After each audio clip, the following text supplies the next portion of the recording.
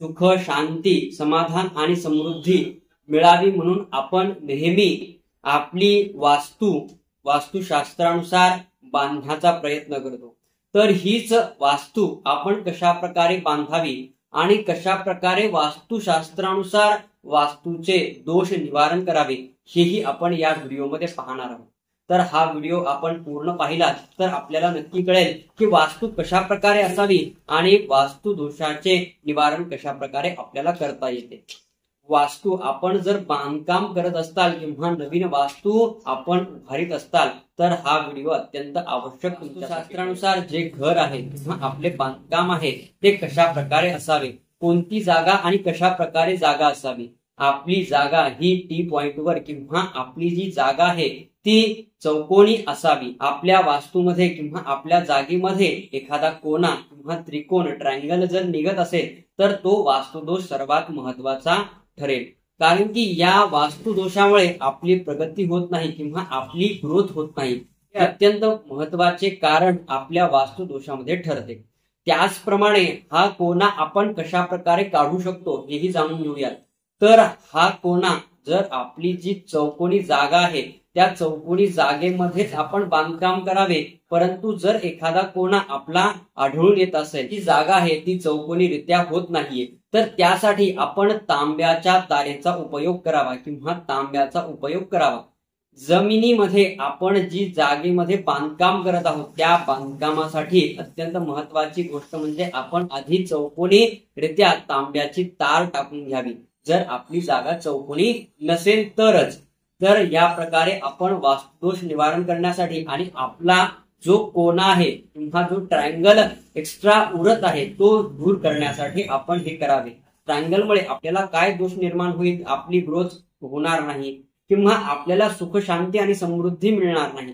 हे वास्तुदोषामुळे अत्यंत महत्वाचे कारण आपल्या घरासाठी ठरू शकते। तर आपण चारही दिशेला पंचरत्न आणि पंचधातू हे जमिनीमध्ये टाकत असतो, कारण की आपण पंचधातू आणि पंचरत्नावरती आपला जो घराचा पाया आहे तो मजबूतपणे राहावा आणि आपली जी घराची वास्तू आहे ती अत्यंत मजबूत व्हावी आणि आपल्याला शास्त्रानुसार अत्यंत शुभफळ मिळावे। आपण त्यासाठी पंचरत्न आणि पंचधातू हे चारही दिशेला आणि मध्यभागी हे टाकत असतो, कारण की ब्रह्मस्थान हे अत्यंत महत्वाचं आहे। तर या ब्रह्मस्थानामध्ये स्वस्तिक किंवा हे पंचधातू आणि पंचरत्न टाकल्या जातात। या प्रकारे आपली वास्तूचा पाया आणि दिशेला देवघर आणि प्रवेशद्वार हे आपले असतात। त्याच नंतर आग्नेय दिशेला आपण किचन निर्माण करतो, वायव्य दिशेला शौचालय किंवा आपण बेडरूम काढत असतो। ती थोडीशी उंच आपली असावी, म्हणजे बाकीच्या रूम ज्या आहेत त्या खाली असाव्या आणि जी नैऋत्य दिशा आहे ती थोडीशी उंच असावी। त्यामुळे आपल्याला जी आहे ती सुख, शांती आणि समृद्धी, त्यासोबत आपल्याला आपल्या घरामध्ये लक्ष्मीही पण नांदत असते। हे आपल्याला वास्तुशास्त्रानुसार कळते। त्यानंतर आपण जी वास्तू बांधत आहोत त्या वास्तूमध्ये अत्यंत महत्वाची गोष्ट म्हणजे ती ब्रह्मस्थान आहे। तर या ब्रह्मस्थानामध्ये उजेड असणे अत्यंत आवश्यक आहे। जसे की सूर्याचे किरण येणे किंवा आपण जर आपल्या ब्रह्मस्थानावरती स्वस्तिक काढली तर त्या स्वस्तिकमुळे आपल्याला अत्यंत शुभफळ मिळते। जसे की स्वस्तिस्तुया विनाशाख्या पुण्यं कल्याण बुद्धिदा विनायक प्रियानित्यम तांच स्वस्तिम ब्रुवंतुनः। त्यामुळे आपल्याला आपल्या वास्तूमध्ये अत्यंत शुभकारी फळ आणि पुण्यकारक घर आपले अत्यंत शुभकारी ठरते। या प्रकारे आपल्या वास्तूची निर्मिती करावी।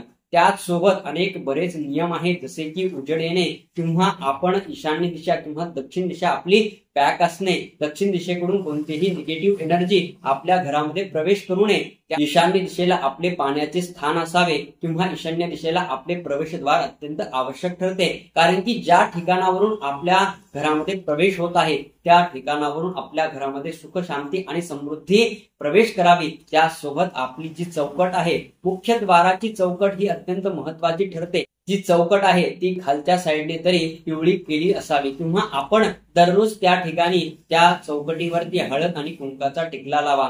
कारण की आपल्या घरामध्ये जी प्रवेश करणारी ऊर्जा आहे ती पॉझिटिव्ह असावी आणि आपल्या घरामध्ये सदैव सुख, समृद्धी आणि लक्ष्मी नांदावी। यासाठी हा लक्ष्मीचा उपाय आपण नक्की करा।